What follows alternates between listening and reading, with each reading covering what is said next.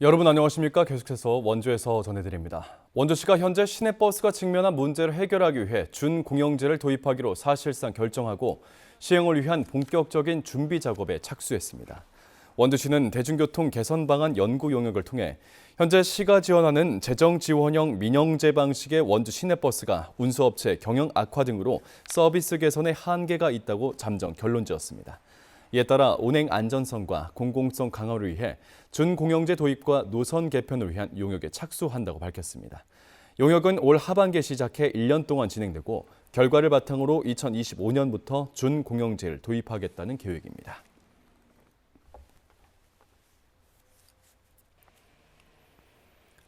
평창터미널 운영자가 경영난으로 터미널 사업을 포기하겠다는 의사를 밝히면서 평창군이 대책 마련에 나섰습니다.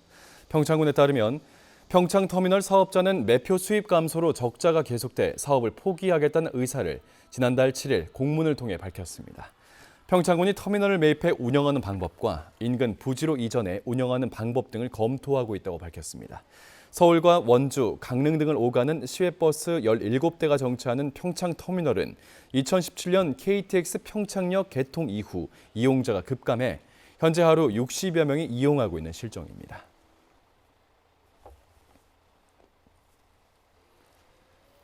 횡성의 데이터 센터 조성 사업이 추진되고 있는 가운데 사업 부지를 결정하기 위한 후보 지역의 검토가 본격화되고 있습니다. 횡성군과 데이터 센터 조성 협약을 체결한 IT 업체는 최근 횡성읍 조곡리를 찾아 입지를 점검하고 지역 주민들에게 추진 계획을 설명했습니다. 이모빌리티 특화 단지가 있는 묵계리가 우선 검토 지역이지만 전력 사용량이 많은 데이터 센터의 특성상 변전소와 인접한 조곡리도 검토 대상에 포함됐습니다. 횡성 데이터 센터는 2028년까지 20만 제곱미터의 부지에 들어서는 것을 목표로 하고 있습니다.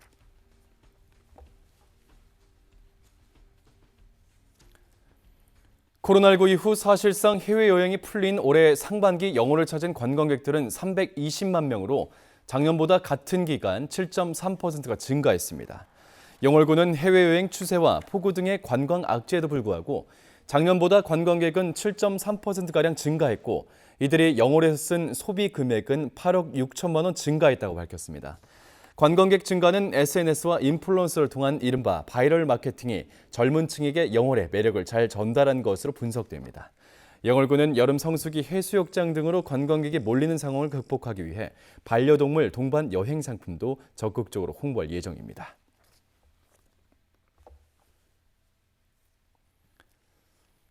문화예술인 1,141명과 114개 단체가 문화재청에 원주의 아카데미 극장을 등록 문화재로 직권 지정해 줄 것을 요청했습니다.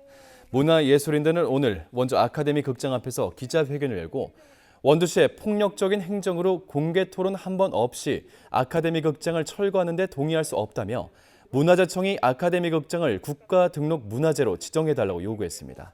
요청서에는 정지영, 임순례 영화감독을 포함해 국내 문화, 학계 주요 인사들이 이름을 올렸습니다.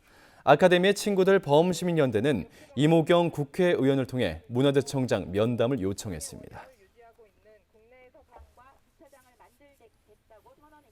원주시가 원광수 시장의 공약 사업인 단계동 장미공원과 무실동 무삼공원에 지하주차장을 조성하는 사업을 본격적으로 추진합니다. 원주시는 장미, 무삼공원 지하주차장 타당성 조사 용역이 마무리됨에 따라 2026년 준공을 목표로 장미공원 지하에 102면, 무삼공원에는 지하 119면, 지상 94면의 주차장 건립을 본격 추진한다고 밝혔습니다. 지하에 안반이 있어 진동과 소음이 우려된다는 민원에 대해선 추가 조사를 통해 안반을 피하는 방식으로 공사를 진행하겠다는 계획입니다.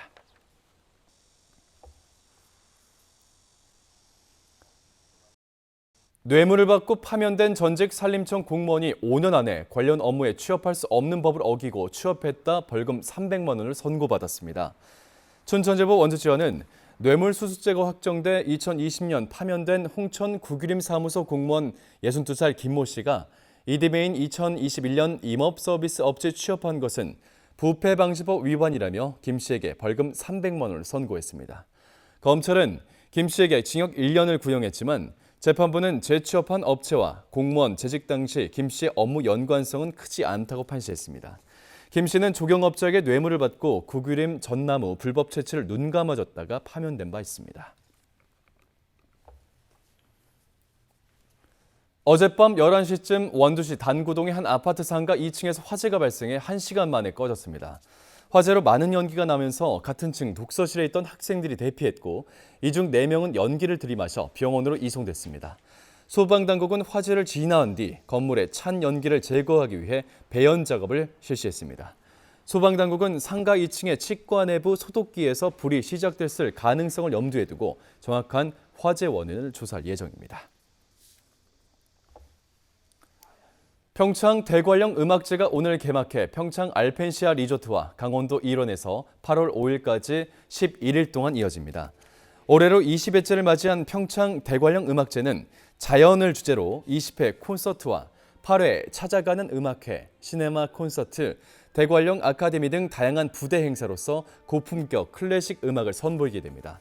신임 예술감독인 양성원 첼리스트가 이끌고 자연에서 영감을 받은 슈트라우스의 알프스 교향곡, 비발디의 사계, 베토벤 전원 등 주제에 맞는 작품들이 연주되겠습니다.